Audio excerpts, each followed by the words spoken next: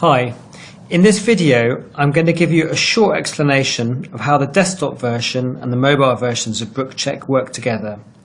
So it's very simple but important, and in-country administrators in particular should probably watch this video first. So just to explain, the desktop version, which is what I have open on the screen here now, works using the internet, and you can use it therefore in the office. So the desktop version allows you to set up questionnaires or amend them, or to add partners or new users or service providers in other words, to do several administrative tasks. So I've logged in as Ashwani in India. Let's look at administration setup. You can see that here is a list of partners which I can change if I want to add them.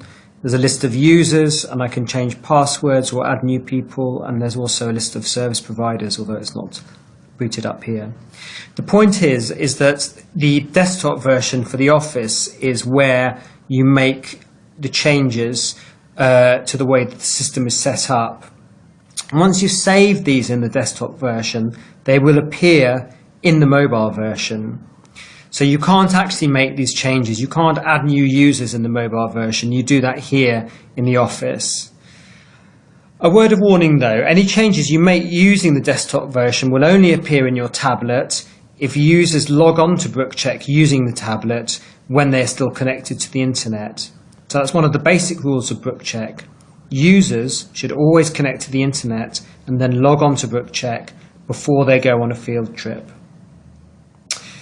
The other thing that you can do in the desktop version of BrookeCheck is you can also enter data yourself. So if for some reason your assessors have collected data using a paper form and brought it back to the office, you can select your survey in the way that I'm doing now and then put in the details. So you can see here are the details for an OBM survey, and we would put in various details here and then continue